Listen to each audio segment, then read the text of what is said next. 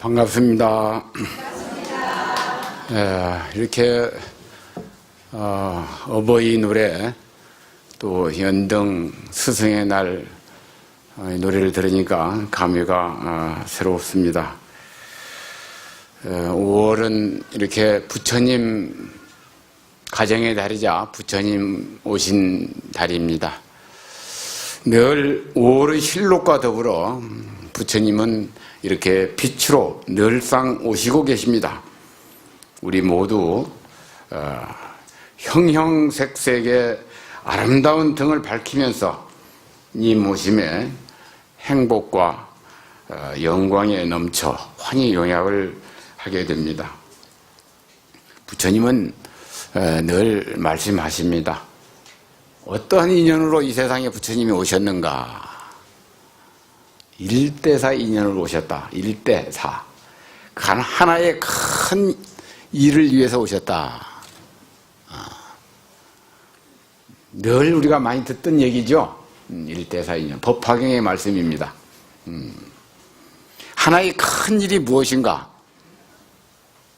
나고 죽는 일이다. 그랬습니다. 이렇게 우리는 그 생사, 나고 죽는 일, 이 생사를 우리가 해결한다면 참으로 그보다 더한 일은 없겠죠. 그래서 이걸 하나의 큰 일이다 해서 일대사다. 이렇게 일대사 일이다. 그러면 왜 생사를 우리가 해결해야만 되는가? 이것은 나고 죽는 일이 고통이다 그랬습니다. 그래서 그걸 고통이다 그래서 고해라고 이렇게 표현을 합니다. 태어나는 것도 괴로움이요, 우리가 살아가는 것도 괴로움이고, 또 죽는 것 또한 이보다 더한 괴로움이 없습니다. 그래서 티벳 같은 데서는 태어날 때 생일을 안 쉽니다. 오히려 죽을 때 그걸 갖다 이제 크게 축복을 드립니다. 그 재미있는 얘기가 있죠. 그 장자가 중국의 장자 아시죠? 노자, 장자, 공자 다 큰 성인들은 다 그렇게 하는데, 장자 아내가 죽었는데 갑자기 슬퍼가지고 막 대성통곡을 하다가 가만히 생각을 해보니까, 아니 통곡할 일이 아니라 이건 큰 축복할 일이거든. 그래서 막 바가지를 두드리면서 노래를 불렀다고 합니다. 그러니까 옆에 조문 왔던 사람들이, 아유 장자, 우리 장자가 갑자기 미쳤는갑다. 어떤 사람은 아니야, 갑자기 아까는 슬펐지만 지금 많이 생각해 보니까 새장가들 생각하니까 기뻐서 그런 거야. 그렇게도 얘기를 하고. 그러나 장자의 입장에서는 사는 것이 괴롭다는 걸 아는 겁니다. 우리가 그랬죠. 생로병사, 그 다음에 구부듣고 뭡니까? 또 애별이고 원정해고 오음치성고. 몸이 건강한 것도 괴로움이라고 그랬습니다. 몸이 건강해도 아주 이거 괴로운 것이고, 원소를 미운 사람하고 같이 사는 것도 괴로운 일이고, 사랑하는 사람이 사랑하는가 싶었는데 금방 또 멀어지는 것도 이것도 괴로움이고, 우리가 원하는 것 얼마나 이루어질까요? 이것도 괴로움이고, 이 태어나서 죽는 데까지 다 괴로움 아닌 게 없더라. 그런데 아내가 갑자기 이렇게 해서 죽었으니 장자로서는 이 고통이 다 소멸된 거야. 그러니 축복할 일인 거야. 그래 어쨌든 나고 죽는 이 일을 일대사 큰 일이다 그랬습니다. 이것을 해결하고자 부처님께서 인연 아시죠? 인연으로 오셨다. 그런 큰 일을 해결하고자 하는 인연으로 오셨더라. 그러나 님 오신다 하지만은 부처님은 이 세상을 구원하러 오신 것이 아니라 이 세상이 본래 구원되어 있는 것을 가르쳐 주려고 오신 것이다. 우리는 뭘 원하고 또 원하고 뭘 구하고 또 구하지만 한 생각 내려놓고 보면 부족한 게 아무것도 없는 것이 우리 사는 세상이라 했습니다. 근데 우리는 구하는 순간부터 어떻습니까? 힘들고 어렵고 고달프고 뜻대로 안 되고 그렇죠. 무량겁 동안에 본래 구원되어 있는 이 소식을 모르니까 무량겁 동안에 이 허망한 이 육신을 나로 잘못 알고 착각해가지고 이것을 집착하고 고집하면서 어떻습니까? 거듭거듭 우리는 중생 노름하면서 살아왔던 것이죠. 마음자리 당체가 나인 줄은 꿈에도 우리가 생각을 못했던 것입니다. 그래서 우리가 본래 구원되어 있는, 본래 부족할 게 아무것도 없는 이 자리를 알고자 뭘 합니까? 연등을 밝히는 겁니다. 우리가 연등 노래 들으셨죠? 연등 자비의 등, 화합의 등, 지혜의 등, 이렇게 모든 그 등을 밝히는 것인데, 밝게 이렇게 밖에 밝혀진 등들은 부처님 모심을 축하하는 것은 사실이지만 부처님과는 거리가 멉니다. 밝게 밝혀진 이 등들을 내 안으로 되비춰야 됩니다. 반야신경에서 반조한다고 그러죠? 반조. 밖의 빛을 안으로 되비춰야 됩니다. 되비출 때 안에서 참으로 밝혀지는 등이 지혜의 등이고 자비의 등이고 따뜻한 등, 화합의 등이고 소통의 등이고 평등의 등이고 참여와 용서의 등이 됩니다.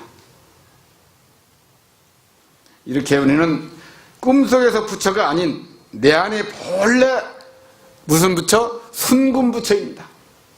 순금은 변하지 않죠? 한 번도 변해본 적이 없어요. 앞으로도 변하지 않아. 그 순금을 우리는 금강경에서는 금강이라고 표현하죠. 부서지지 않고 무너지지 않고 변하지 않는 내 안에 본래 순금 부처인 부처, 이걸 자기를 바라봅시다. 이렇게 성철 스님은 그렇게 말씀하셨어요. 들어보셨죠? 자기를 바라봅시다. 우리는 자기를 한 번도 바라본 적이 없어.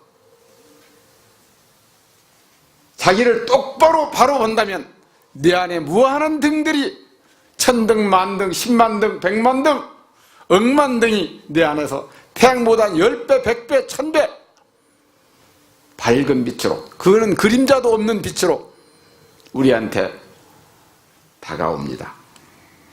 순금부처인 자기를 바라봅시다. 자기는 본래 순금이지만은 우리는 언제부터인가 물질 만능에 휘말려가지고 자기 자신을 상실한 채, 잃어버린 채 한 생각에 빠져들어서 허망한 꿈속을 헤매들면서 계속 꿈에서 꿈으로, 또 한 꿈에서 또 꿈으로 헤매돌고 집착하고 무상한 이 허망한 육신을 나로 잘못 알고 이렇게 고집해왔던 것입니다.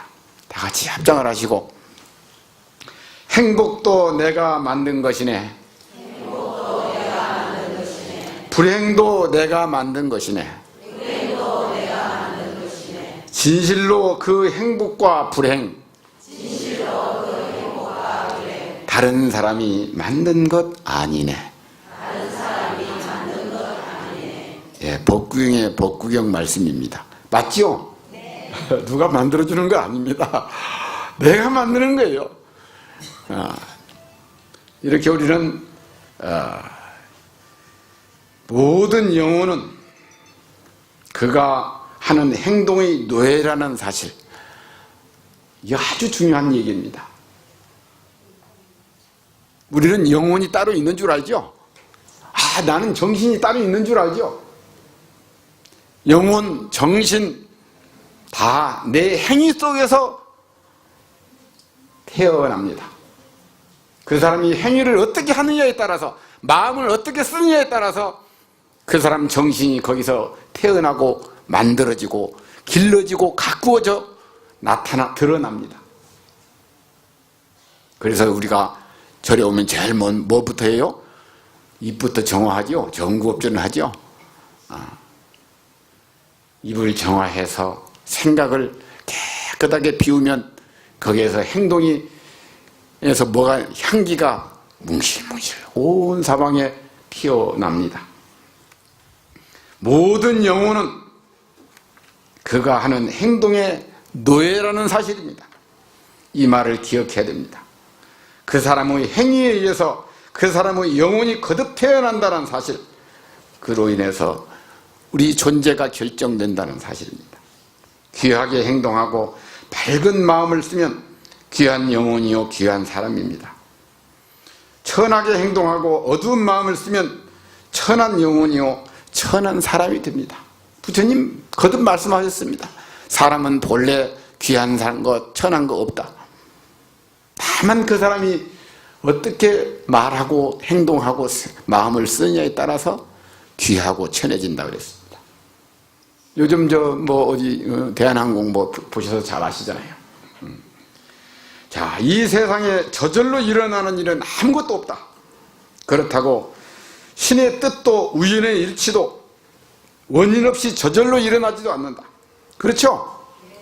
뭐 우연히 일어나는 거 없습니다. 다 알고 보면, 몰라서 그렇지, 알고 보면, 들여다보면, 안으로 비춰보면 원인이 있고 까닭이 있습니다. 나도 모르는 새 저질러진 행위들이 업이 되어서 나타나가지고 나한테 다가온 겁니다. 그걸 뭐라고 합니까? 인과라고 하죠. 그래서 공양할 때마다 인과법을 바로 믿고 얘기합니다. 인과만 믿어도 바로 믿어 불자입니다. 행동을 함부로 안 합니다. 인과를 안 믿으니까 말을 함부로 하고 마음을 함부로 쓰고, 마음 쓰는 대로 생각하는 대로 말하는 대로 그게 인과가 된다는 사실을 분명하게 우리는 알아야 됩니다. 단지 내가 나타난 그 현상만 집착하고 그 원인을 우리가 모를 뿐입니다. 괴로움이 일어난 그 원인을 안다면 나한테 어떤 일이 닥쳐도 허허허 하고 한바탕 웃게 됩니다. 내가 그랬더니만 네가 또 그러는구나 그러고 알게 되는 거야. 근데 원인을 모르니까 네가 어떻게 그럴 수가 있느냐고, 내가 너를 어떻게 키웠는데, 내가 당신한테 얼마나 잘했는데, 원인을 모르니까 한바탕 웃지도 못하고 썩만 쫙 내고 원결만 지켜야 됩니다. 이렇게 신의 종교에서는 신이 중심이기 때문에 모든 것이 신에 따라서, 신의 뜻에 따라서 일어난다고, 신이 시키는 대로 하면 된다고 합니다. 모든 것은 신의 뜻이, 신이 시키는 대로, 아니면 코란이나 성경에 쓰여진 그대로, 이 기독교나 이슬람 같은 경우는 성경이나 코란 누가 썼나요? 누가 썼습니까? 신이 썼습니까? 사람이 썼죠. 그런데 거기는 신이 썼다고 얘기합니다. 신이 뭐 존재가 어디가 있습니까? 다만 쓸 수 있는 것은 어떻습니까? 인과에 의해서 쓰여집니다. 불교에서는 사람이 중심입니다. 사람이 중심이기 때문에 무엇이 옳고 그른지 분명히 우리가 인지하고 인식해야 됩니다. 그리고 또 이해를 해야 됩니다. 그리고 그 바탕에서 말하고 생각하며 행동해야 됩니다. 왜? 그 결과가 바로 현실로 다가오기 때문입니다. 원인과 결과인 인과를 알면 뭐한다? 괴로울 일이 없다. 인과를 알면 뭐한다? 괴로울 일이 없다. 다시 한번 되뇌어야 됩니다. 사람의 인지가 발달하고 보니까 신이 사람이나 세상을 만든 것이 아니라 사람이 필요에 의해서 신도 만들고 세상도 만들어간다는 사실입니다.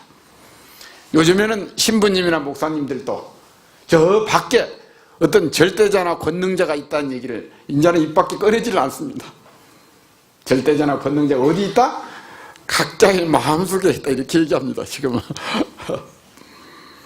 이제는 우리를 구할 이는 절대자가 아니라 바로 자기 자신을 올바로 볼 때, 다시 말해서 삶의 잠꼬대에서 깨어나 본래 자기 스스로 올바른 삶을 자각할 때 우리는 본래 구원되어 있음을 안다 그랬습니다.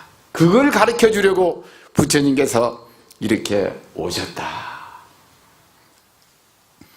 부처님께서는 무한 행복의 그 길을 깨달아서 그 길을 열고 그 길을 가르치며 몸소 실천해 보여주셨습니다. 법화경에서는 그걸 갖다가 개시오입 이렇게 얘기합니다. 10개자, 보여줄 시자, 볼 시자, 깨달을 오자,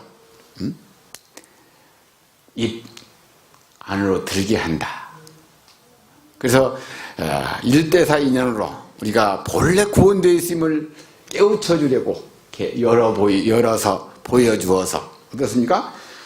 오로 실록과 이렇게 빛으로 오신 부처님 우리 마음에 가슴에 등불을 밝히면서 우리도 부처님같이 다같이 우리도 부처님같이 세상을 맑고 향기롭게 이웃과 더불어 아주 행복하게 내 삶의 주인이 되어서